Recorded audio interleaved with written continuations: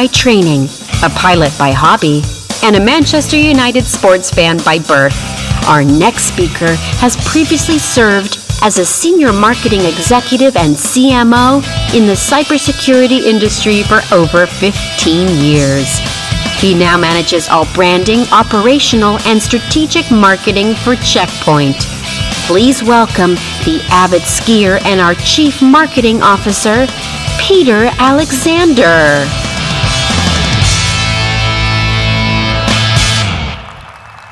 Good morning. Thank you. All right. How about that rousing video to start us off? And to clear out some of the ears of some of the people in the front row as well. Welcome to CPX 360 Vienna, the largest event in the history of Check Point. Yeah. We have almost 4,000 people in the room, and we're here to talk about the latest innovations in cybersecurity. I know a lot of you have your phones with you. I like to see lots of pictures being taken. And I know some of you will be on social media. The hashtag for the event is hashtag CPX360. And while you're at it, if you would follow us or like us on the various platforms, LinkedIn, Twitter, Facebook, YouTube, Instagram, Tinder. Well, hopefully you'll think we're good for a date after 2 days. So we have a fun agenda, we have a packed agenda, we have a lot of information to go through. We have some of the leading speakers globally in cybersecurity, and we're very excited for you to hear them. Our overall theme is innovation, and we'll be talking about the latest from Check Point and from our partners, as you hopefully started to see in the expo last night. We'll have more time at the expo as we go along. And I'll talk about our sponsors a bit later on. It's interesting to see that we have more than 60 countries represented at CPX 360 this time. More than 60. I wanted to do a bit of audience participation to make sure we're all awake.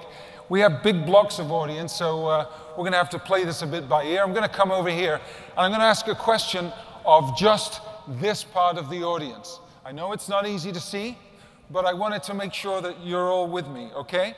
Who can tell me in this part of the audience which nation is represented by the flag fourth from right at the top? Somebody got it immediately right. Bulgaria. Whoever is here from Bulgaria, welcome to CPX 360. Let's try another one from this area.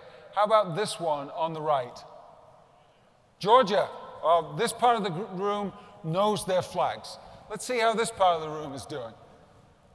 Now, this is an event that features Europe, Middle East, and Africa. So let's try a couple of African ones. How about this one right here? Anyone in this section? Wow, not as good as this part of the audience over here. That is the flag from Ghana. And a more easy one maybe, how about this one? Nigeria, okay, so you redeemed yourself on the second one. Finally, this part of the audience. This is going to be a little more of a tough one, and you've got to get the name right, the full name right. How about this one right here?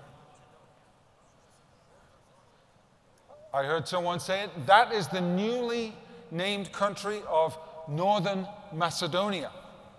So more than 60 countries, everyone is welcome, and we hope you have a great time. A final thought, while you were sitting down, you probably noticed there was something on your seat, and it is something we want you to take a close look at. It is an offer of some free technology from the consumer division of Check Point, which some people didn't even know we had. Our consumer division is called Zone Alarm, and if you take this along to the booth in the expo from Zone Alarm, they will give you access to 3 licenses for mobile devices for your family. And that allows you to take advantage of Check Point technology. It's the same basic technology as Sandblast Mobile, and we think you'll find a lot of value securing your family with that. So please do go see them. All right, good. Yeah, somebody's here from Zonalan. Great. So without further ado, I'll say thank you for joining us, and let's get started. Thank you.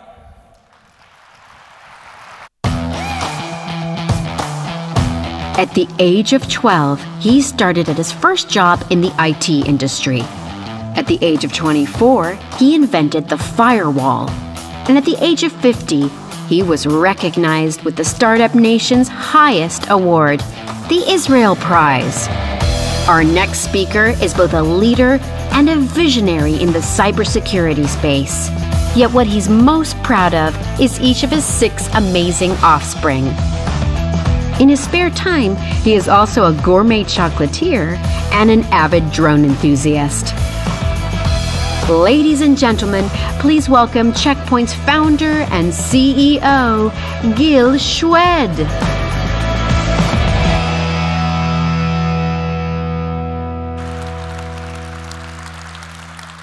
Good morning, Europe. Good morning, Africa. And good morning for our friends from Asia, from the Middle East. So thank you, everyone, for being with us today. It's a very special event for us, for me. We have 4,000 people registered, so it's the largest CPX ever that we hold. And I think it's a very exciting time for all of us in cybersecurity. I don't know if you remember or you recall, but we've just celebrated last year the 25th year for Check Point. So now we exist for over 25 years. In 25 years, we've gone a very, very long way. We have a big challenge ahead of us, but I think we've created a new industry, the industry for cybersecurity, protecting all of us from this amazing thing of the internet that I'll speak about in a second. And I think for me, it's been an amazing journey. I'm sure that for all of you, it's been a very long journey in our lives, in your career, and so on. So let's speak a little bit about my journey, at least, and I'll try to connect it later to the challenges or the things that we're all facing today. I've started Check Point over 25 years ago. I was very young. You can see a picture of mine. Not really. I was a little bit older. I looked more like that. And I started Check Point with my 2 partners, Marius and Shlomo. The first few years, by the way, our biggest challenge was actually convincing people about the potential of the internet. We went around, tried to recruit partners, resellers, and the message that we heard was, this internet thing is nice, but we're not sure there's a market there. It's something more academic, and I'm glad that we insisted and we stayed on that course, and we took Check Point to where it is. So as you can see, I grew from being this cute child. Today I have a big family, 6 kids, as you can see here. So I've gone a long way, and if I look at my kids, I think that signifies a lot what the internet has done and what has done to our life. If 25 years ago the internet was something that only geeks know about and we write in text and communicate and send email, today it's the one fabric that connects our entire world. You can see my, here they were, I think, a 6 and 8-year-old sitting by the pool. What are they doing? Surfing the internet on their iPads. You can see my 10-month-old baby. Actually, the picture is old. She just turned 1-year-old this week, playing, again, already knows how to press the button and surfing the internet. And more sophisticated application, you can see my 2-year-old, he's flying a drone, actually, and my daughter is watching the drone with the VR glasses, so she's actually sitting inside the drone and watching us from above. And for these kids, they can't imagine the life without connectivity, without the internet. And when we look at that environment, each and every element here needs to be secured. If you look at the latest research from the Check Point research team, you'll see about protecting drones or hacking drones, any way you want to go about it.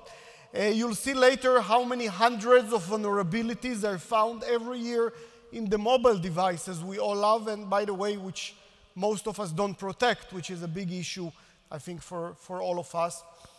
This is a huge revolution to what we've done. And that revolution has gone also not just in our consumer market, but mainly in our business environment. You can see here we have customers from every industry in the world: financial, retail, transportation, manufacturing, insurance, consulting, health, telco, technology, energy, governments. You can just see some of the names here. And again, this is a small fraction of the over 100,000 customers that we had over the years.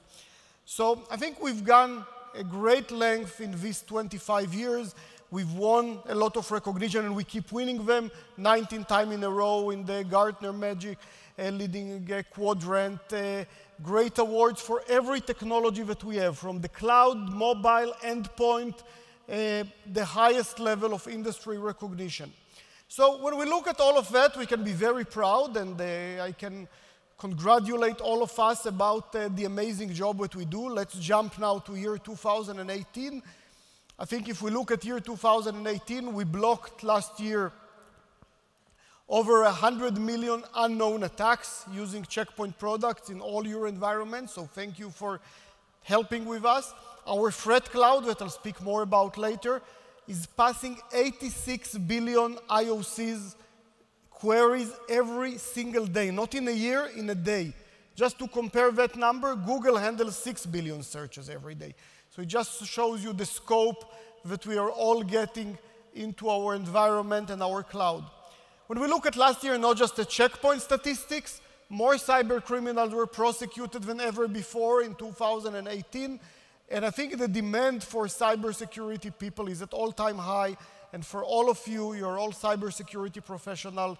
If you keep doing what you're doing, you can have a job for your life. So we look at that, we can say we can be proud of what we achieved. But again, I think it will never be the complete story, because when we look at that, we also know that we are dealing with really big challenges in cybersecurity. So let's look at the flip side of the great things that we are doing. We see here that companies have spent last year more than 11% more on cybersecurity, and yet many people feel that we are not being more secure. Some people feel that it's worse results. The World Economic Forum just published again, they publish every year, the global risk report that talks about all the risks to our world, from nuclear weapons to inflation, natural disasters. For the second time, cyber attacks are in the top 5. Actually, you can see here 3 cyber attack related in this top right part of the picture. 2 of them are in the top 5. Data theft and cyber attack. The third one is risk to our infrastructure is also there, and it's also a big risk. So cyber attack is making it to the awareness of every person, every CEO, every board of directors in the world. And we can just see the statistics. Almost half the companies in the world were severely affected by cyber attack last year, and more than 1/3 of our data, of our personal data, consumer data, was lost or stolen last year in cyber attacks. So when we look at that, this is quite interesting, quite challenging, and we should ask ourselves why. And that's the job that I have when I'm thinking about the strategic thinking of Checkpoint. What can we do more? What can we develop? How can we help our partners, our customers, to get us to the highest level of security? That's our joint job. Everybody in this room, every person here, from every Checkpoint customer, every Checkpoint partner, and every Checkpoint employee, our job is to get the world to be a secure place. It's a big task. So I've listed here 3 of the key reasons that I think are important. So first, if you look at our industry, many people still are in what I call the detection mentality. I think that the number 1 task is to find these bad guys, to find when we've been penetrated, where we've been breached. And if you accept that, you're already lost. In cyberspace, we cannot deal with detection. By the time we detect an attack, it's too late. Our data can go, our infrastructure can be destroyed in a matter of minutes. Our data can be lost, depends on where are we. If we're in the cloud, for example, it's very fast. So in a matter of seconds, huge amount of data can go to the wrong hands. And let's remember, when we are in the heart of the internet, when we are in the heart of cybersecurity, we're fighting with hundreds of thousands, maybe millions of automatic bots. Just us, no matter how big is our staff, whether it's 5 people or 50 people or 500 people, we cannot run as fast and we cannot chase these automatic bots. So we need to have a prevention mentality. We need to have these automatic tools that will not just detect that we're being breached, but will actually fight that. So that's the number one issue, it's our mentality. The second challenge is the model that we presented last year, the model of the 5 generations of attacks. Started even before the internet with the computer viruses, going on with the network attacks, Gen 3, continued with attacks to find vulnerability in application, that's Gen 3, gone all the way to Gen 5, where we are today. Guess what? If I'll do a survey, even in this room that has some of the best experts in the industry, less than 10%, actually my estimate is that around 3 to 5% are equipped to deal with Gen 5 security. Most of enterprises are protected only against Gen 2, Gen 3, getting close to Gen 3 in the level of protection that we had. So there's no wonder that if a Gen 5 attack comes through, we feel vulnerable, not we feel, we're being hacked. So what is it about Gen 5 attacks that makes them special? A quick reminder for us. So first, Gen 5 attacks, they can be targeted, but they can also be very large scale across industries, countries, and we've seen few examples of that. Second challenge is the previous generation of attack were attacking one systems, attacking a single device. Gen 5 attacks can be more complicated. I'll download a new app to my iPhone. The new app will steal my credentials. These credentials will be used to hack into my cloud account, and from there to get into the enterprise, and there doing some lateral movement, getting to the right target. So we have attacks that are multi-vectors, and we have attacks that are not using any more technologies that have been developed by kids who want to show their skills. These technologies are now high-grade, commercial and government-grade attacks. I'm not blaming the governments here, even though some of them participate and attack others, but the technologies that the most sophisticated technologists, hackers that work for the most sophisticated governments are developing are leaking to the cyberspace, like we've seen 2 years ago with the entire NSA toolkit that's available to every hacker on the internet, and they find themselves in the hand of every criminal group. And if we look at how vulnerable we are, a little bit of statistics, last year 16,555 vulnerabilities were found and reported to CERT. Think about how many are these, and can you patch your system against 600 and over 16,000 vulnerabilities every year? And this is more than double, 250% more than what it's been in 2016. So we are on the rise. Our infrastructure doesn't get any more secure. We're talking, I'm using the example of mobile. We all think that our mobile device, which is, by the way, watching us, spying on us, gets every word that we say, every bit of data that passes around us, and less than 1% of the people actually protect their mobile device against malware. 736 mobile iOS and Android vulnerabilities were reported just last year. So think about that. 2 every day, and we feel that we're secure. And last and not least, when our researchers are trying to find vulnerability in our infrastructure, the easiest target is everything on the cloud. And these days, everything we do is connected to some application on the cloud. The games that we are playing, just last month we reported the Fortnite hack, the drones that we fly, and yes, the banking application, the business application, we are all connected one way or another to some cloud application, and these in many cases can be hacked. So we need to worry a lot about all these Gen 5 attacks. Now when we ask ourselves, so why isn't it that easy to protect all of that? And I think that's the answer that you all can say, because it's really, really complicated. If you look at our industry, this is a partial map of the cybersecurity industry, not by checkpoint. 18 categories, 2 or 3 subcategories of each major category here. A dozen vendors at least in each category. That's very, very complicated. And I'll just quote here, General Petraeus used to be the director of the CIA, gave a presentation in Israel last year, says that in about a decade ago, we had less than 50 threat actors, sophisticated people that develops attacks. This time, it's more than 1,000 threat actors. A decade ago, we had less than 50 threat types. It's over 1 million now. A typical enterprise used to get about 1,000 alerts a day. That's a lot. Now it's over 1 million. And if you look at the complexity of our industry, a decade ago used to be about 100 vendors.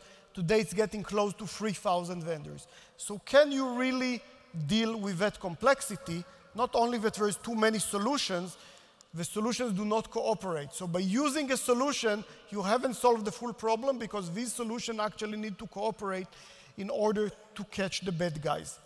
No shared intelligence or shared architecture amongst all of it.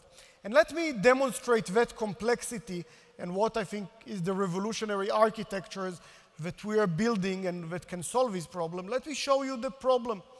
We all know that we can be hacked by getting an infected file. That's one element of many, many attack vectors or attack types that we can get, an infected file.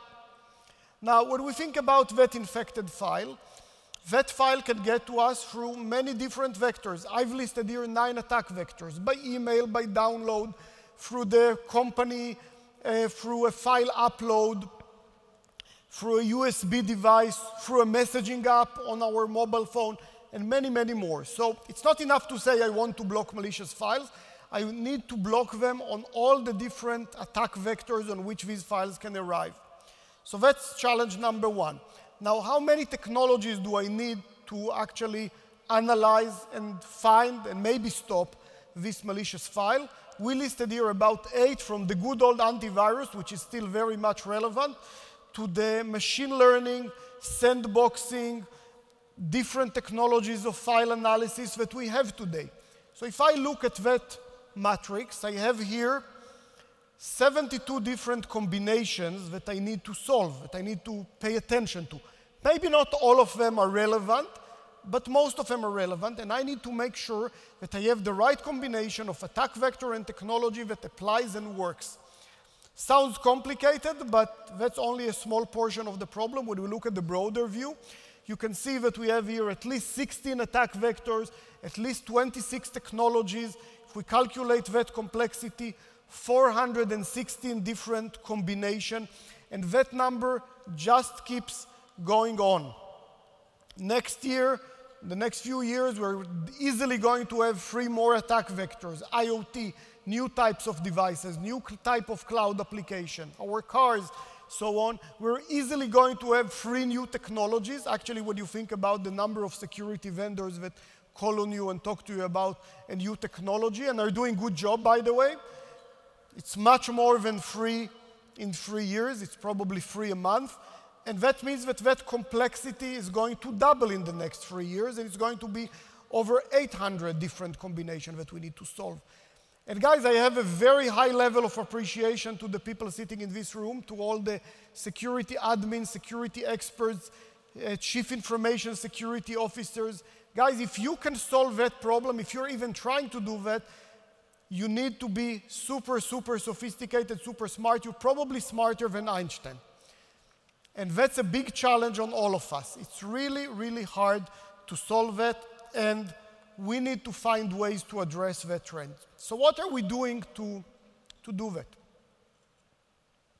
What ways can we find to address that trend? So there's few things that's already done and being done all the time in IT, the IT industry. First is consolidation. And I mean, if we look at the firewall gateway or the network gateway 10 years ago, we had all these different appliances, one for IPS, one for URL filtering, one for sandboxing, of course, our firewall, the VPN device, and so on. look at how it looks like in 2018. We've consolidated all of them, and pretty much today, there's hardly any industry for these standalone devices. Almost all of them are consolidated into a single gateway. In the case of Checkpoint, it's the software blades architecture, and we have a very, very sophisticated, probably the most sophisticated gateway here that can address all types of technologies and all types of attacks. So that's number one, and by the way, we keep expanding it. So before I move to the future, just today,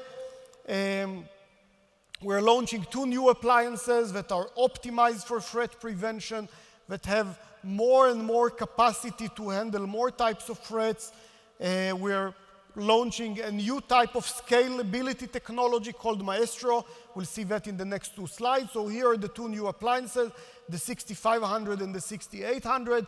Double the threat prevention performance, probably a little bit more than double, enabling us truly get the most sophisticated threat prevention everywhere in the network. So that's one element of what we're doing. The next one is Maestro, which I think is very, very revolutionary architecture. We have the ability here to take as many of these security gateways and cluster them and simply get more and more performance. So in the past, we were worried that we are buying 2 of these appliances to get high availability, but we actually don't get much performance. And what will happen if we need more? Here we can buy 2 and get double the performance. We can buy 3 and get, in the case here of the 6800, 27 gigs of threat prevention performance. And we can chain almost as many as we want and get terabits of threat prevention performance seamlessly, transparently available to our customers, to our network. So this is a quite revolutionary solution that we've never seen before, that basically says security unlimited. But that's not enough, because the issue here is not just to talk about performance. Performance is important for a day-to-day job, but we really need to consolidate and take that beyond the network. Everywhere is under attack, and we need to make sure that everything from our data center, cloud, endpoint, of course the network, and our mobile are all protected. So how do we do that? So I think we've already seen what we're doing with the Infinity architecture. And I think that we have here in the room few customers that have fully adopted the Infinity Total Protection model that really lets you get one architecture and one solution for the cybersecurity challenge. One unified architecture addresses all the different vectors. With Threat Cloud, shared threat intelligence that I'll speak about in a second. In the middle of that, we've consolidated management, and then the different technologies to take that to the mobile, to the endpoint, to the cloud, and to the network. And last year, we've added the new component, the cloud security management, the DOM9, that can manage the full security capabilities and can give us exposure and actually enforce our security policy even at the public cloud. And underneath that, there is plenty of technologies all using these elements. And as I mentioned in the center, we have the Threat Cloud. So I already spoke about the 86 billion transactions we process every day, used by 100,000 instances, more than 100,000 customers, endpoint, mobile devices, cloud, gateways, everything, and getting so much information and so much traction. And when we find something bad, it's being blocked on all the attack vectors for everyone. Let's look, there's many statistics, and you'll see it in the other sessions in the next 2 days, but let me show you one simple statistics. We emulate every day 4 million new files that we haven't seen before.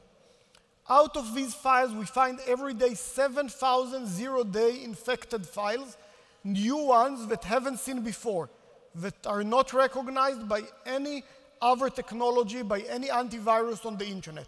So that just shows you the scope and the challenge that we have today with polymorphic malware. These are not necessarily, by the way, completely new types of malware, but these are instances that won't be recognized by that are not being recognized by any other technology, 7,000 new one every single day.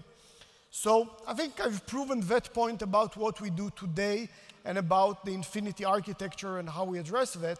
But still, how we take it into the future, and I think the future needs a bigger revolution. And I'm going to speak a little bit now about what we will do to take that into the future. So I'll speak about not just the 5th generation, but the 6th generation. So I've talked about consolidation, and today we consolidate beyond the network. You can see our endpoint software to more than 11 different, otherwise different security agents that are consolidated into one piece of software. And what's characterized this is software today? Today, this software is very sophisticated, tightly coupled in every device, very powerful, but it's also very complex software. It's also very heavy software. It requires, in the gateway side, a lot of computing resources. On the endpoint, a lot of memory. It's multi-gigabyte size software. It's hard to upgrade it. It's hard to update it because it's very big and very complicated. And the question is, can we take that model and apply it everywhere? Can we apply it to the cloud? Can we put it in a cloud function that we run? Can we put it into an IoT device? And the challenge is how we address what's coming, how we address the increase in size and the increase in all these devices that surround us. And I think here we are ready to make a big revolution and to turn around what we do in the industry of security and the way we architect security solution. So let's try and turn it a little bit upside down. We have here to the left all the different attack vectors, my network, my IoT, my security camera, all the different ways that an attack can come. And to the right, we will have all the different security technologies. And what we are going to do this year, we're going to start demonstrating the new architecture that will revolutionize how we are all doing security.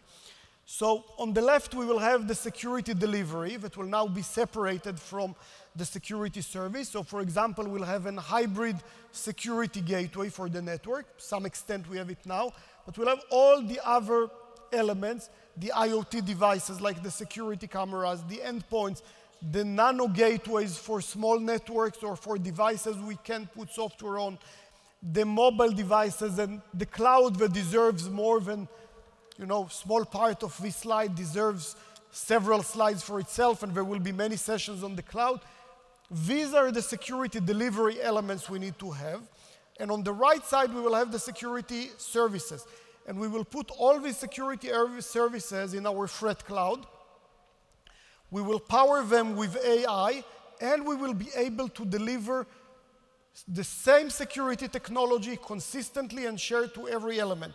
What we will do here is we will put what we call this nano security. Sometimes it's agents, sometimes it's physical, sometimes it's software, sometimes it's managing the security capabilities of the instance itself. And now we can actually bring the relevant security to each type of device, to each type of app, to each type of transaction by basically splitting that architecture. And that will be a big revolution, the cloud security services, that I think will bring back the security to our environment. First and foremost, if I'm looking at the CISOs amongst you, today you are dependent by every person that picks a device, that picks an application, you are dependent on the application that's embedded there. And if we develop new application, new cloud application, we make our security developers develop security, we make our app developers, our application developers develop security logic. And guess what? Not only they are not experts in that, they cannot develop today the security solution for tomorrow's threats. So what we will be doing here, basically, we're bringing back the control for the security professionals. Now you can control what security applies and what policy applies to each and every app, to each and every device. You decouple the security logic from the application, which means that when there is a new security technology or an update to that security technology, this update automatically finds its way to the cloud and immediately and instantly applies to your entire infrastructure, reduces the complexity instead of complexity of to 26 by 16 or 14, we have the complexity here. Add another technology and another delivery, so the complexity is moving from 800 to 40. And this 40 is well architecture, so it's become much, much simpler. From x multiplied by y, it's now x plus y, much simpler complexity. And we even keep it open, so you can add more and more technologies from, I mean, you can see here on the expo next door, the best expo that we ever had, how many innovative technologies are around us, so you can really leave that environment open and add more and more technologies as they become available. And if we look at how it applies to the world, if we look today at a company with, let's say, 10,000 employees, we secure about 11,000 objects, 10,000 endpoints, 10,000 with old, outdated antivirus in many cases, and some of the servers and the gateway resources. In the future, what we will need to do is to make it available to 100,000 secured assets, not just devices anymore. We will have 50 different assets per user, and we will need to scale it not to tens of thousands, we will need to scale it to the hundreds of thousands and even billions of different elements. So we will need to see here, if in the past we've seen 10x growth in the number of devices per user over 30 years, we will probably see the same kind of growth in the next 2 years.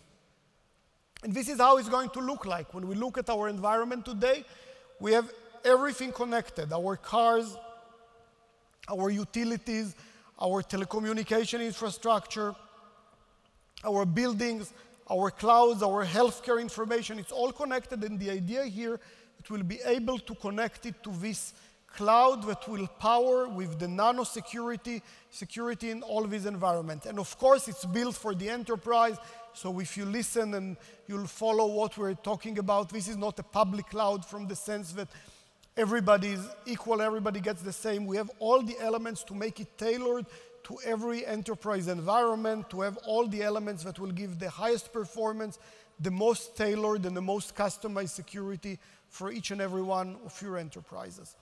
And just to finish, what it looks like today and what's the complexity even today of delivering security.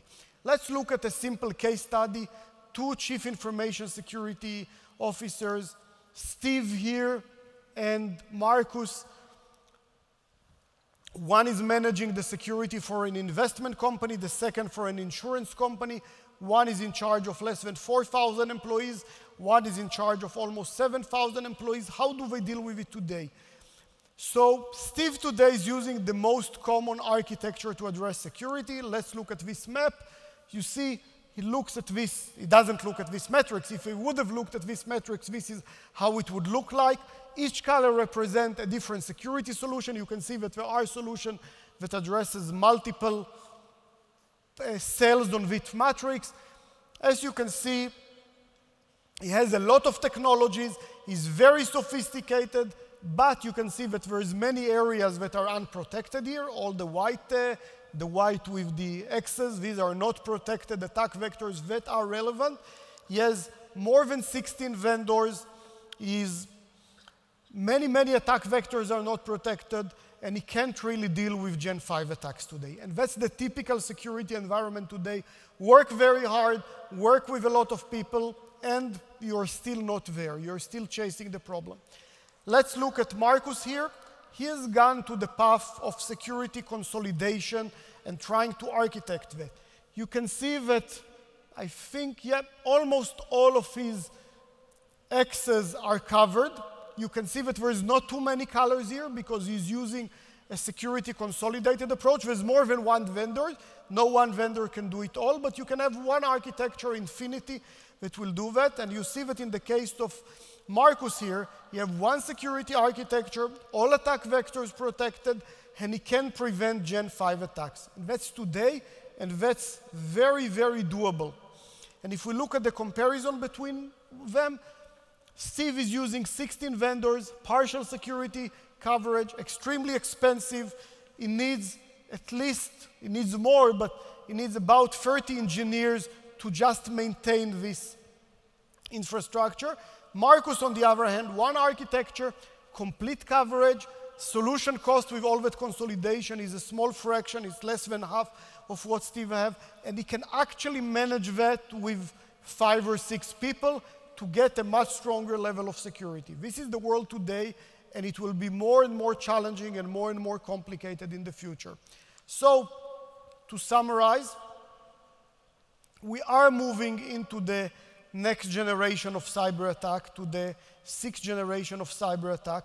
We need to address the Gen 1, the Gen 2, the Gen 3, the Gen 4, and the Gen 5, and the Gen 6, and we need to be there. The key ingredients to our success in that: simplify and consolidate cybersecurity. We won't be able to do it by filling the 800 holes in our matrix. Prevention, for me it's a religious. Only prevention can actually prevent the next cyber attack, and that's our job. And last and not least is be future ready. Whatever we build today must be ready for the next wave of attacks, must be ready for the next innovation by the hackers that will occur next week, next month, or 5 years from now. We need to build an architecture that can stay ahead and that can be ahead of the hackers, can be automatically updated, and can deal with it. And I think that's what we are building now. I think together we've made the world a safer place in the last 25 years. I look at my job is to do it for another 25 years, so my young kids that you saw there will be able to see the fruits for that when they turn 20 and 25, again in 24 years from now. So let's do it for 25 more years together. Thank you very much. I'm really glad to have you here, and I hope you'll enjoy the conference in the next 2 days. Thank you.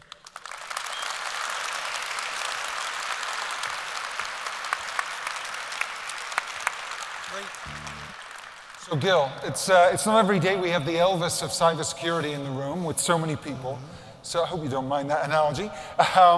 We are going to take a few extra minutes, if that's all right. We're going to invite our Vice President and Head of EMEA to come and ask you a few questions. So let me introduce Mr. Bruno Dalmont.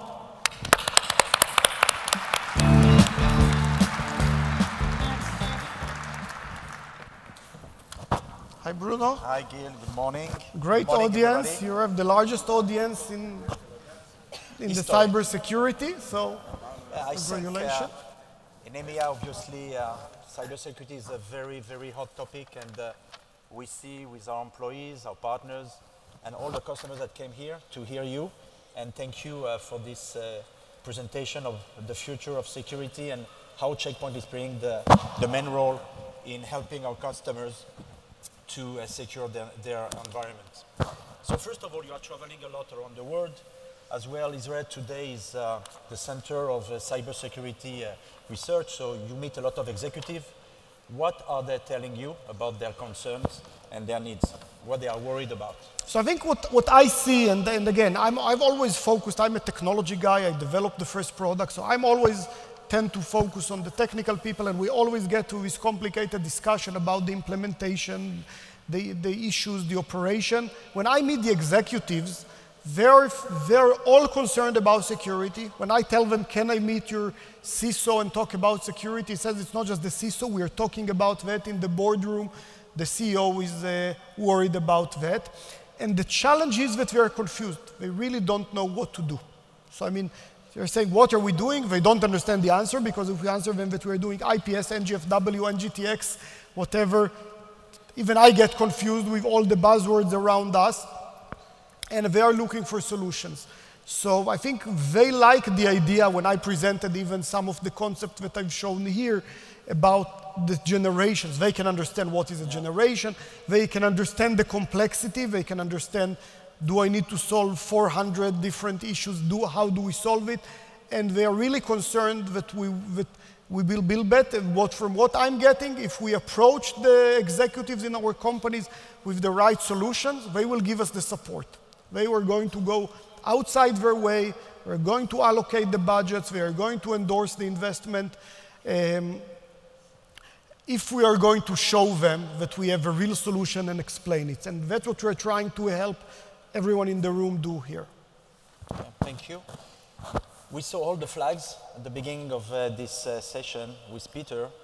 And again, you are traveling a lot, you meet a lot of people.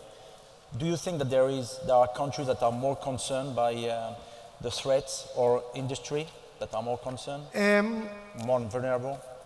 More vulnerable, I think we're all vulnerable. So I mean, again, it's not, when you actually look at our infrastructure, you will find the vulnerabilities everywhere. You can see that countries that are less protected, and you'll find some countries like that in the less developed countries in Asia and some in Africa, they actually generate a lot of attacks because many of their computers have been infected, and now not only they've been infected, now they are the source of attacks on the world, which brings another risk that the rest of the world is going to isolate them and block them because they are the attackers. So when we see a lot of attacks, we see that they're coming from some nations in Asia and some nations even in Africa.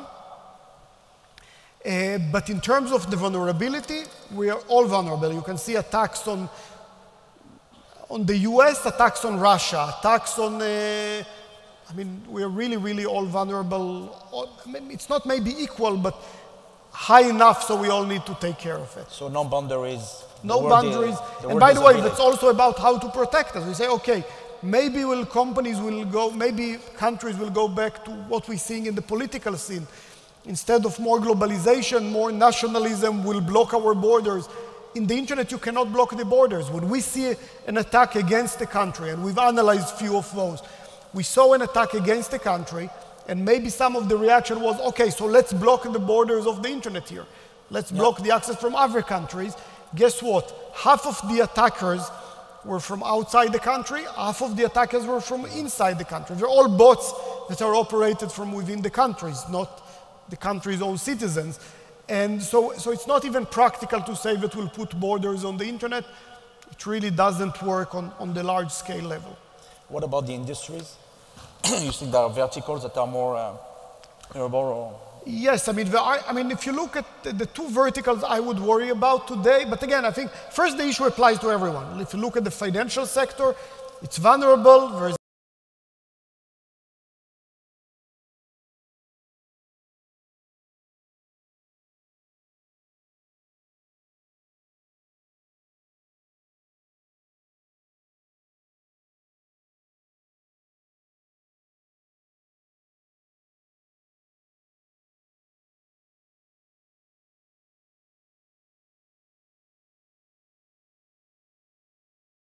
the software. So that's, by the way, why we build in the 6th generation all the capabilities of nano security and nano agent, so we will be able to secure even this kind of an environment. When we look at infrastructure, pretty much the same. I mean, the security cameras in the streets, it's the #1, by the way, if you look at security cameras at the streets, at homes, it's the #1 attack vectors today by, governments, hackers, everyone. They all hack the security cameras. But even the water infrastructure or the electricity infrastructure, and we've been shown that nuclear power plants in the US have been penetrated. So, I mean, it's all under attack. So, again, I think we're all under attack, but if I look at infrastructure and healthcare, that would worry me really a lot because our life is in their hands. Definitively. So, last year you shared with us the Gen 5. And you explained as well, like today, that only few companies, actually percentage-wise, are really using all those technology. Today you introduced the Gen 6, and with all the IoT and the cloud services. So when do you think that Gen 6 will really happen, and that people will start really to face this challenge? I think start is now. We are already demonstrating some of them, and we're working with some of the people in this room on implementing that. When it's really going to hit the market in a more commercial way, I think it's 2020. Okay. And I think from that point on, again, a new architecture, when we introduced software blades, that was like 10, 11 years ago, we said that's the future and it's for the next 5 years. Today, 10 or 11 years later, software blades is, we don't even say that because it's embedded in everything we do. And so I think if it works, it will take us for many, many years forward. Already 10 years? Yeah, I think so. Time is flying. So you spoke about the Checkpoint Cloud Security Services. So where it will be hosted? Because it's in EMEA, in Europe, people are asking always this question about the cloud, where it is hosted. So where are you? So I think it will be hosted also everywhere. We will use some public cloud. We're using our own data centers, and we have in that architecture what we call the fog, because we don't expect every piece of data from every enterprise to go all the way to the cloud and public provider.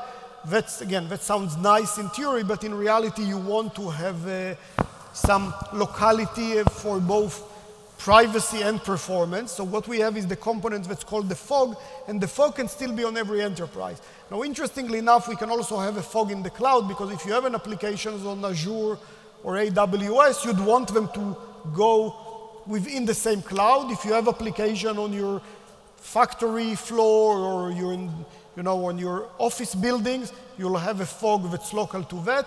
And I think it will all work together and be coordinated. So it is a distributed architecture. Okay, and when do you think it will be available? I think, again, all of that we're demonstrating is this year and available 2020. 2020, okay, together with when the people Sounds far away, but it's next year. No, it's next year. When we think about the Blaze 10 years ago, yeah, it's crazy. Will this offer be included in Infinity Total Protection, as you described? I think that's the transition that we are making. And I think when you look at these elements, we're already, I'm talking here about revolutionary architecture. Some of it is already happening today. Already today, we do threat emulation in our threat cloud. Already today, we get the 86 billion transactions on the threat cloud. So today, we have a hybrid architecture that focuses on the gateways and a little bit on the endpoint. In the future, it will be an all-inclusive architecture when much more will move to the cloud and some will still stay hybrid. Thank you. So maybe some question about your personal life. So you shared with us your family. God bless, success in the security with Checkpoint for the last 25, 26 years. Your family grew as well as the company and this market. So how you manage the two worlds? First, the kids takes a lot of attention. I get a lot of help, so it's not about. I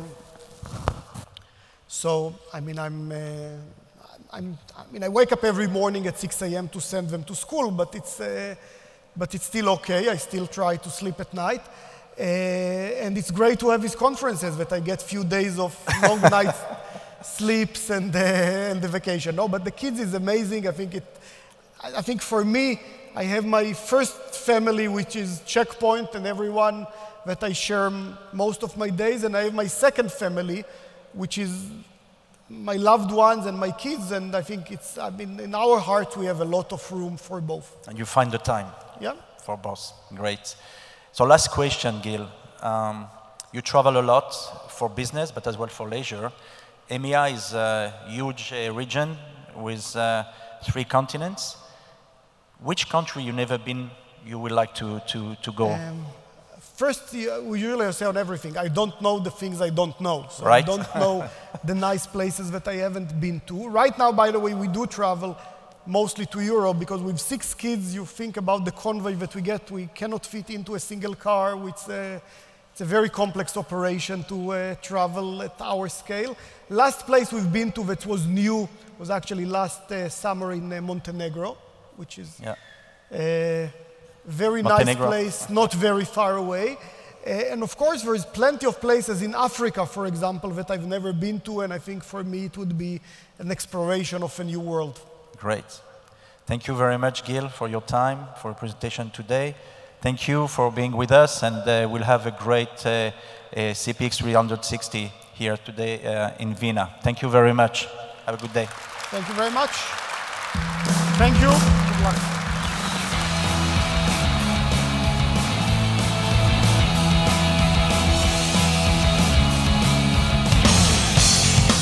Our next speaker likes to spend his free time cooking and listening to music. But most of all, he enjoys exploring and stretching the artistic boundaries of PowerPoint. Ladies and gentlemen, please welcome Checkpoint's Vice President of Security Solutions, Avi Rembaum.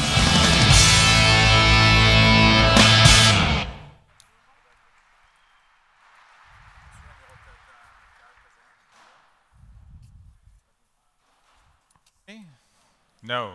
Now can you hear me? Yes. Okay. So good morning.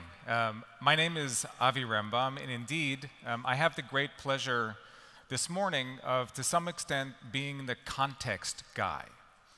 So I want to look a little bit into some of the details that Gil shared with us, specifically around the scope of the threats that we face today, some of the background information around the details that he shared, but then also, what does it mean in terms of scale? What are some of the considerations that we have to have as both users of technology and also developers of technology, and how this all comes together? So the way that we're going to do this is by taking that first step back, and we're going to think a little bit about how we got here. What was our technology use like in the 1990s? I think about us as a company. And in 1997, I don't know if anyone remembers this, but this was what our website looked like. It was kind of funny. People were kind of creating their own graphics, and no one was really checking with marketing around standards. We just kind of published stuff. And we started writing HTML text, and we created these little experiments, and it was all kind of fun. And as we started to build the networks that connected all of these things together, we didn't necessarily have the best controls around them. And as the networks grew and they grew and they grew, what we ended up finding ourselves with was a collection of resources and sites and networks and all sorts of technologies. And to some extent, we kind of lost control over what we had built. And from a security perspective, where that leads us is into this very bizarre kind of a dichotomy. In some ways, we have a very interesting contradiction. Because if someone's going to try to go after us, if they're going to attack us and we don't necessarily know what we have and where everything is, it's very hard for us to be successful as security practitioners. And here comes the weird contradiction. If we don't know where our stuff is, then in some bizarre way, we also have a layer of protection. Our mess helps protect us, since if we can't find stuff, attackers might not be able to find everything as well. And now we have some interesting changes that are taking place across our infrastructure. Because in today's world, what we're starting to see is a huge explosion, as Gil mentioned, in the number of devices that are connecting to our networks. If we think about what's really going to happen with Internet of Things, or even the enterprise of things, ultimately our challenge becomes scale. Our challenge becomes an explosion in the number of IP addresses that we have to consider, in the authentication technologies that we have to roll out, and in our capacity to understand all the points of connection that are starting to hit our system. And also, as Gil mentioned, and I want to add some specific context around this next point, the level of exploits, the number of vulnerabilities with which we have to cope on a day-to-day basis is also now fundamentally changing. And here's what this looks like. When we first went to the internet, we were dealing with hundreds, the low thousands of vulnerabilities in the systems that were a part of our infrastructures. And then next, we saw a tripling. And here we got into the thousands, 6,000 or so vulnerabilities in 2006. And even with some of the biggest headline breaches that we had to cope with on a day-to-day basis, we entered into this very interesting time of stability. If we go from 2006 to 2016, we're roughly at 6,500 vulnerabilities in any given point in time. And again, this is when we're reading in the newspaper about the biggest possible data breaches and the fundamental change into how the world looks at cybersecurity and the threats that we face. But now, just recently, that threat landscape has now started to explode, where from 2016 to 2017, we jump into 14,000. And then in 2018, we're up at 16,555. Gil shared that statistic with us. But something else to consider around that is that this scope of threat landscape is taking place at the same time as we're rushing to the cloud as fast as we possibly can. Our businesses are pushing us every single day to accelerate, to introduce new technologies, to innovate, to operate as fast as we possibly can, because the competitive forces against which we face are very critical. We have to be in front of our customers. We have to expand. We have to grow as fast as we possibly can. And business is also asking us another very fundamental question. Why is it if I go to Amazon.com or Microsoft.com, or if I search on Google, the stuff is always there? It's always there. But our internal systems, sometimes they crash and they're slow and there's latency and there's all these different challenges that we face. We don't see that when we go to Amazon.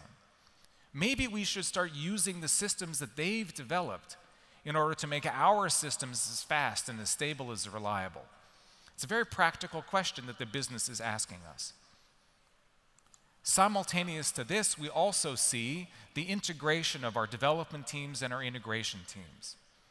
Our application teams are rushing into the world of DevOps.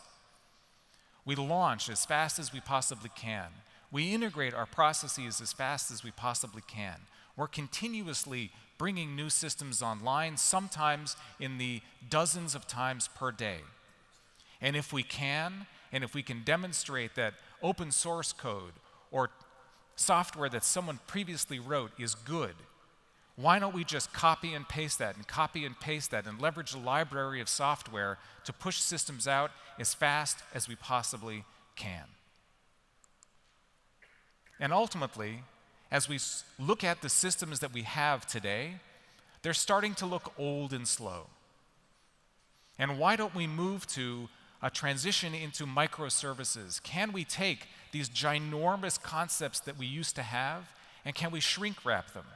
And can we publish them out into the dozens and the hundreds of times? Because if I have it in all these different locations, I can respond faster.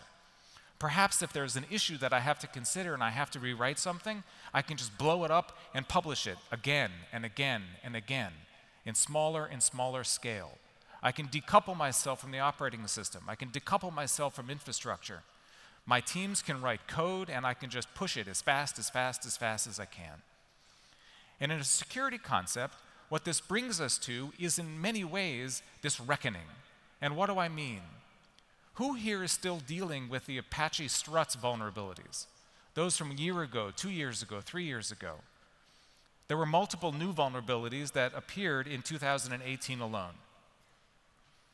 We still have these legacy challenges that we have to consider, and we're also now, as security practitioners, being asked to view them across what used to be hundreds of servers, now potentially into the hundreds of thousands. How do we do that? What do we do if someone accidentally keeps the default password into one of those servers and copies and pushes it everywhere? Will we know? Do we have means of tracking that?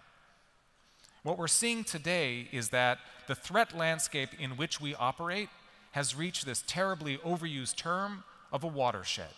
There is something fundamentally different about where we are today than it was before. What we have now is a situation whereby there is a nearly endless surface that attackers can go after. And above that, we're moving to systems over which we have zero control. We're going to hear from Sharon Schusheim later on, actually I think he's next, about what it means to be the head of an IT organization and suddenly see that the cloud provider you're using has made a change. What does that actually imply about our ability as security administrators to control the systems that protect our organizations? And last, as we're moving to these microservices, a mistake gets published immediately, and it gets distributed everywhere before we have the opportunity to understand what the implications might be. So that's a lot. And what I want to do is I want to take a look at a number, because the number helps provide context. It's a wonderful reminder of the scope of the challenge. Cybersecurity Ventures recently completed research that shows that by 2021, the cost of global cybercrime will reach $6 trillion. That's a huge number, $6 trillion. To put that in context, that's 6% of the expected global GDP in 2021. Huge. On the one hand, it's such a big number that it almost doesn't make sense. But I want to use that as a metaphor and then show another example for what that actually could look like. Has anyone been tracking all the recent DNS hijacking stories? Right, they're not that fundamentally different than some of the BGP hijacking that took place a few years ago. In some ways, we're lucky. The attacks that have been associated with the recent DNS hijacks have been around credentials, stealing credentials. There's the flip side of what those attacks could be. Everything we access could be gone. If the fundamental DNS architecture is that vulnerable to exploit, everything we try to connect to in 1 second could just disappear. And that's big. That's what the $6 trillion number ultimately represents. So how do we cope with this? This is where I'm going to switch into some of the underlying rationale for why we as Checkpoint are doing what we're doing. How do we cope with a limitless attack surface? Gil discussed the Gen 5 story and our concept around the Infinity architecture, and ultimately it's based on a number of fundamental concepts. The first one is the database. If we're going to take a move into this cloud, into this fully automated world, we had better have a good understanding of all the systems and the people and the networks and the relationships among them that sit at our core. And it's unfortunate that many of us in our industry don't take the steps that we need to make sure this fundamental component is clean, because that's the root of everything. And next, we also have to have a mechanism to push updates and to gather research and to ensure that we have an up-to-date understanding of threats and exploits, because those threats and exploits can reach everything. When we move to cloud, we have to leverage all of that database of identity and of trust with those exploits so that our physical network and our virtual networks and our clouds can all share the same concepts. When attackers go after endpoint, we have to have, again, that shared understanding of identity and trust and exploit that gets pushed to our user environment, which also includes mobile. That's the idea. That's why we're down this path around Infinity and the Gen 5, soon to be Gen 6 protections. It serves a fundamental purpose. And when we consider the loss of architectural control, this is where we have to, again, ask that other fundamental question. Are we ready? Are we ready? Are our entire organization really now about public cloud? Have we lost all the existing systems that we have? And here the answer for the vast majority of situations is no. We went down the path of CloudGuard, used to be called VSEC, because it's become very clear that the fundamental concepts of access control remain valid. And we have to have an efficient way to push them into cloud environments. Concepts like segmentation, authentication, and basic protections remain critical even as we move to the cloud. But because we no longer control those networks, we also have to start embedding that level of control into the microservices that live in the environments which we have no responsibility for. And that's why we acquired Dome 9, and that's why we're down an integration path that sees these protections coming together. There's a fundamental logic around this path, and I honestly believe it's very important. And so next, if our developers are now pushing out new systems as fast as possible, this is where we really get to start becoming creative. Because if our systems get published automatically, we also have to have a fundamental way of having our security protections follow the same automated path. And it's hard to capture this in terms of a visual representation, so I'm going to show just how boring it actually is with the hopes that the boredom becomes interesting. So let's use Ansible, and we're going to let Ansible start populating systems inside of AWS. It'll start building out the virtual machines. It's going to consider load balancing. It's going to start pushing out our virtual machines and applications in lots of different places. And what happens behind the scenes with the automation tools that we've integrated into our R80 family is that we start to inherit those same concepts without any type of user involvement. They self-publish. And if you were to click on your object list, you would see them there already. This is machine talking to machine. And it's incredibly important. Because what's going to happen behind the scene is, as all of this is operating, not only do those objects appear, but the security policies are also there as well. And all of that takes place by machine talking to machine. Because we as humans, we can't script that stuff as fast as we would like, and we can't click on a mouse as fast either. So ultimately, where does this bring us? What did we just see? We see how it becomes possible to leverage automation and shared processes for both the distribution of our applications and our security controls. We see how that fundamental database starts to understand all of it and apply protections accordingly. Because as we move to the cloud, as we move into these new types of innovative technologies, we lose our ability to understand everything that's out there. Our attack surface has grown into new areas that are beyond what we've seen before. Our approach as a company is specifically intended to address this. That's what we're doing. Our architecture around Infinity is the method of protecting this borderless enterprise. We have to find ways of embedding protections everywhere, into the cloud, onto our physical networks, into our endpoint machines, and into mobile devices that share that database and that share that understanding of threat. And ultimately, we have to find ways to automate this because as machines talk to machines, they're going to go faster than we can as humans. And these concepts are fundamental to our efforts as security professionals. Thank you very much.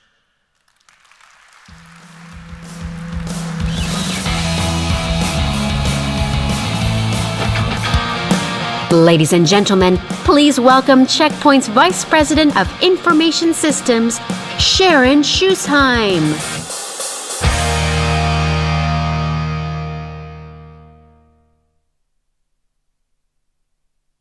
Thank you. Thank you very much.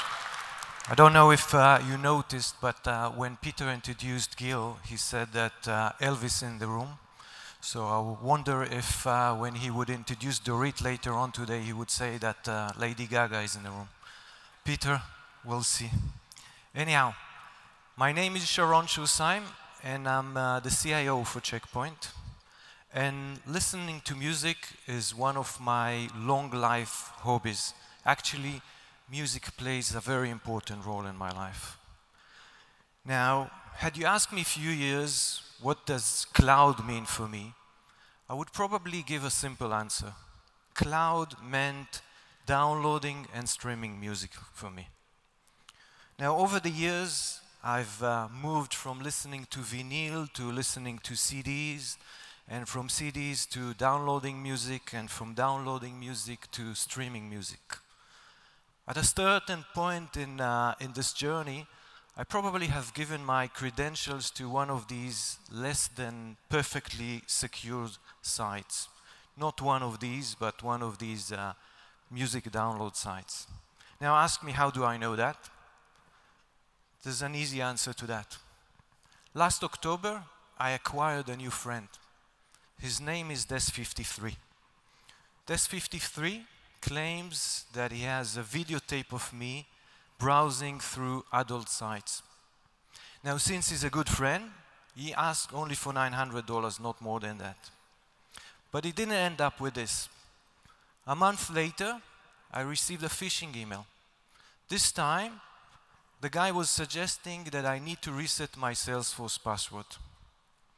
Now, I guess I'm not the only one in this room that have received these kind of emails or phishing attacks. But the fact that it was both a mass ransomware attack as well as a very targeted phishing attack is only a glimpse of the risks that are associated with the use of public cloud. In this following presentation, I'm planning to share with you our journey at Check Point towards the use of towards a secure use of the public cloud.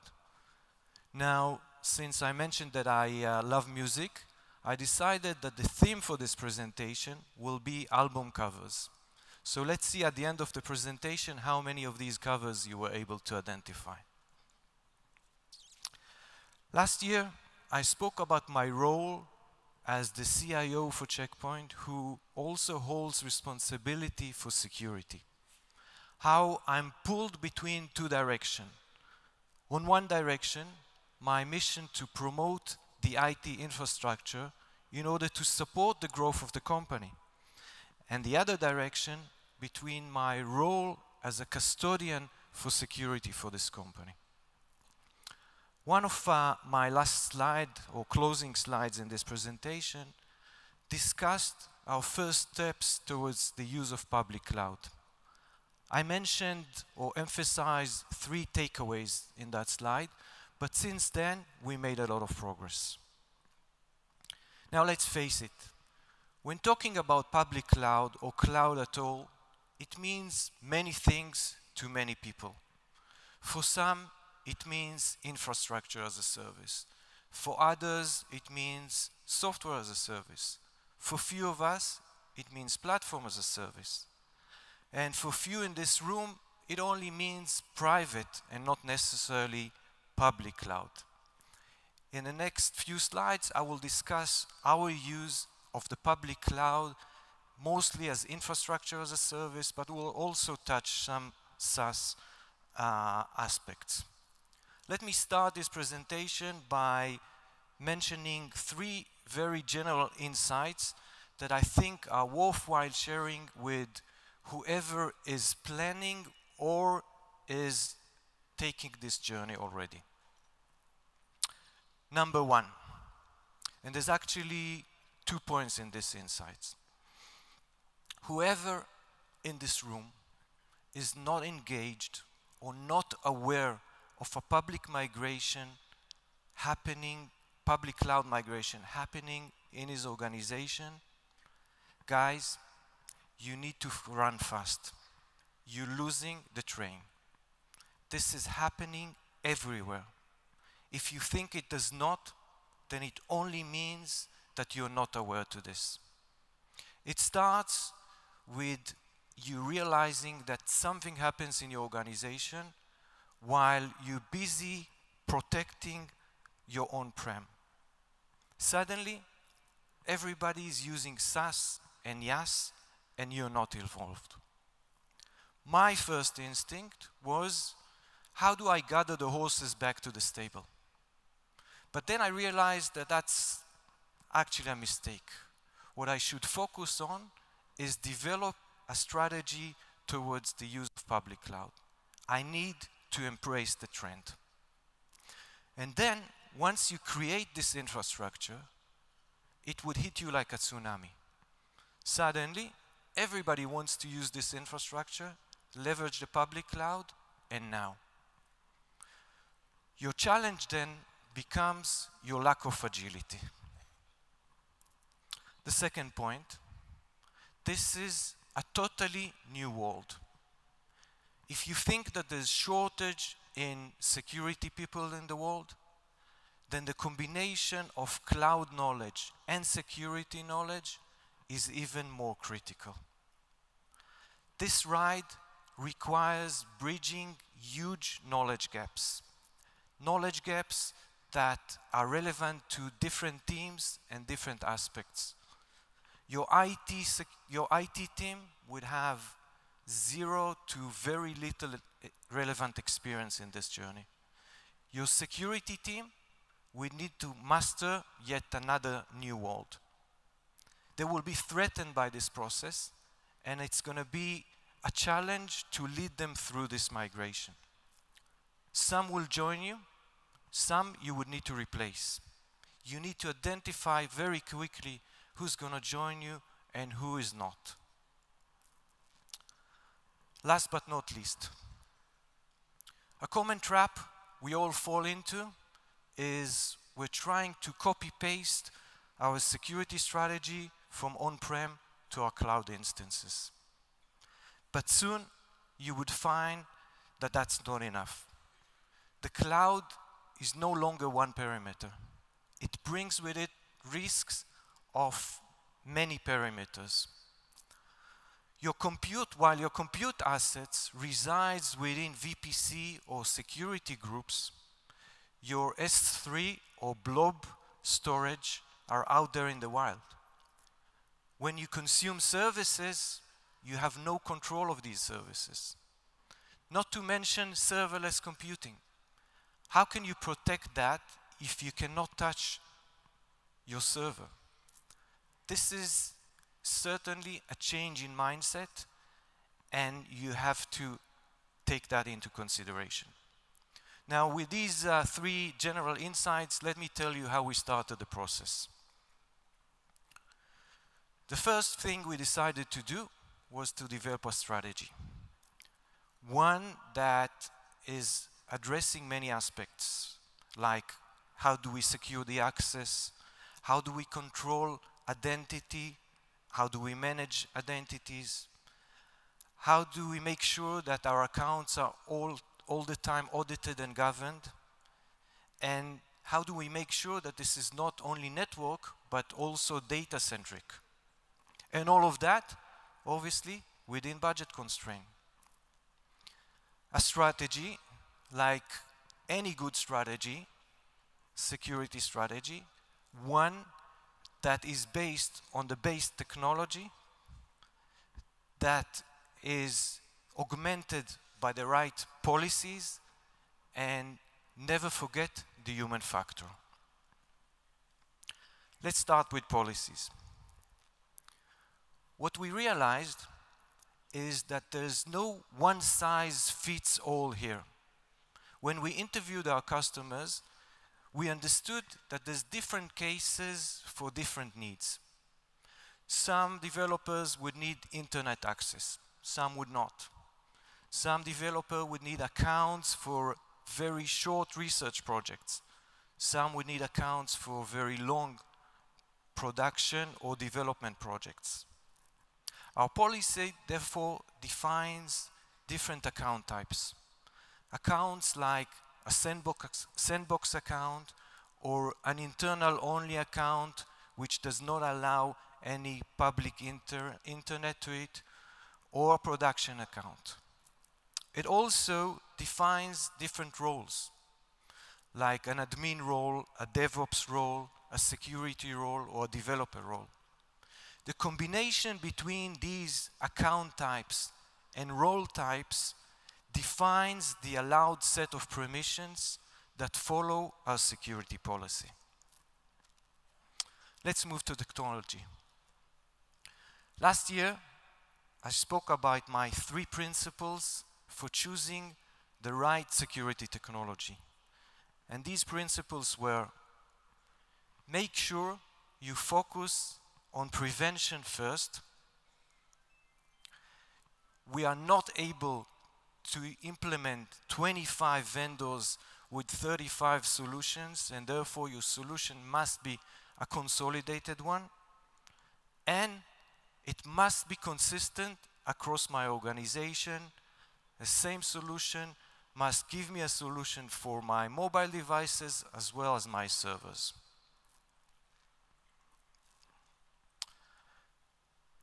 Gil mentioned that. Prevention first is our religion at Checkpoint.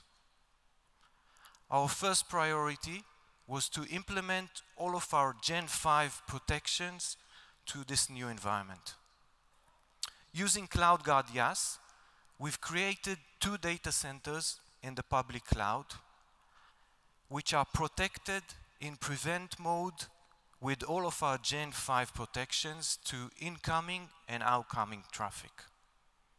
As well as we've enabled secure traffic between our on-prem instance and cloud instances. But soon enough, it became apparent that the flexibility of the cloud adds risks beyond protecting your network perimeter. What we've therefore started to do was to develop our own Lambda code in order to protect, again, risks such as keeping an S3 or leaving an S3 bucket open to the cloud, with the goal of creating an ongoing governance and compliance in these accounts. One day, we found out that the horses ran away again. We found out that there's new services and new assets that resides within accounts that are outside the allowed 2 regions. Apparently what happened is that Amazon opened a new region in Paris, and our Lambda code didn't take into consideration opening new regions. Suddenly, you can find assets and services outside what you've allowed. It became apparent that writing ourselves all these protections and Lambda code is not sustainable. So we started looking at different compliance and governance solutions. We end up focusing on DOM 9. And with DOM 9, we were able to replace all of our self-developed Lambda code with a set of out-of-the-box compliance checks within minutes. By now, I guess you all know in this room how this proof of concept have ended up. Instead of buying a glass of milk, Checkpoint decided to buy DOM 9, and now everybody in this room can make the benefit of the DOM 9 solution from Checkpoint. Now remember our philosophy, prevention first. Compliance tools are only one part in this strategy. You have to complement your compliance tools with a remediation process. Here is an example to why. One day, we got a complaint from one of the developers that he's not able to connect to his account from home. We started looking at the logs, and we realized that this guy who's using an internal-only account, which should not be public-facing, is trying to set up an internet gateway within this account. Luckily enough, we've implemented CloudBots from DOM 9. What CloudBots allows us to do is to remediate any compliance gap. In this case, we have a rule that whenever someone is trying to set up an internet gateway or an API gateway within an internal-only account, CloudBot will drop it down. Apparently, looking at the logs, this guy was trying to do that a few times, and every time it happens, it was dropped. Remember this again. Compliance is not enough. You have to augment that with a remediation in order to implement prevention. But still, public cloud means endless number of configurations and options. I suggest that your approach should be a multi-layer control approach. Magellan, a new tool from DOM 9, would give you exactly this. It would allow you to add another layer that is independent from the configuration checks by analyzing VPC flows and AWS CloudTrail. For example, you can detect external access to one of your internal accounts, or you can create a rule that will detect undesired traffic, east-west traffic. These are independent controls that would give you stronger assurance that you comply with your strategy. Let's talk about consistency, which was my second point about choosing the right technology. So you start with a new public cloud infrastructure. Does it mean that you need to rewrite or write from scratch your security policy? Well, not exactly. With R80 management, you can develop a security policy that is consistent across your on-prem and cloud environments. R80 controller will map all of your cloud objects to the same policy you use to run your on-prem security policy. Now, not only that we are consistent across on-prem and cloud, but we're also consistent between all the public cloud instances. You would have the same policy that would apply to Azure, GCP, or AWS. My third principle was a consolidated solution. As I said, we all suffer from lack of security people. And cloud doesn't mean that you need to add yet another 7 vendors. With Checkpoint, you would need only 1 vendor. More than that, you would enjoy the benefit of integrated solutions that will enhance your security. Let's take SaaS for SaaS applications, for example. This is a major challenge we all suffer from in this room. And the main attack vector here are account takeovers. As a mitigation for this, at Checkpoint, we pushed CloudGuard SaaS across the organization. With CloudGuard SaaS, what we're able to do is to use identity protection from CloudGuard SaaS and protect admins from, protect users that use admin console to DOM9 from identity theft. Soon, you would start to see a lot more value coming from the integration between CloudGuard IaaS, CloudGuard SaaS, and DOM9. Last but not least, people. They are prone to make mistakes, and leveraging the public cloud means that it's a lot easier for them to make mistakes. There's no way that you can take full ownership on their actions. Your security strategy must take that into consideration.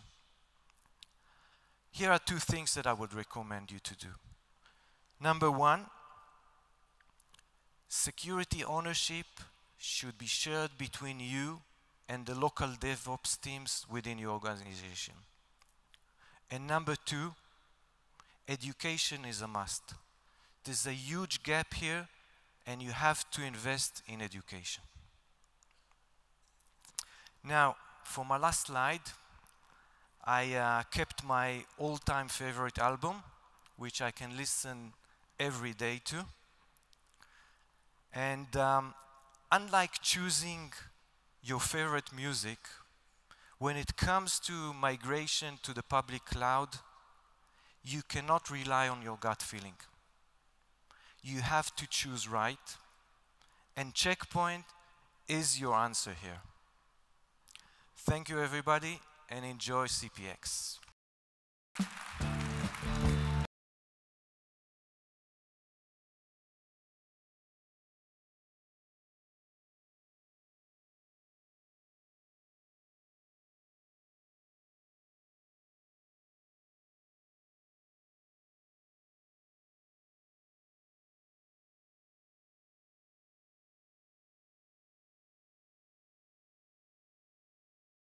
It's funny, I was talking with Gil right after Sharon started. You know, we knew Dire Straits was coming on at the end. And he said to me, Peter, you know, employing you as the Checkpoint CMO, it reminds me of a Dire Straits song. So I said, oh, is it like we are brothers in arms together? He's like, that's not it. I said, just like the song we heard, am I the Sultan of Swing getting up in front of everyone? He said, no. He said, it's more like money for nothing. Thanks a lot. All right. All right, well, we're ready for the break. We're going to take 30 minutes. We'll be back here at 11:15. What time are we going to be back? 11:15. I'll see you then. Our top presentation will be then, our theoretical top presentation, Freaky Clown. So make sure you're here for that. See you at 11:15.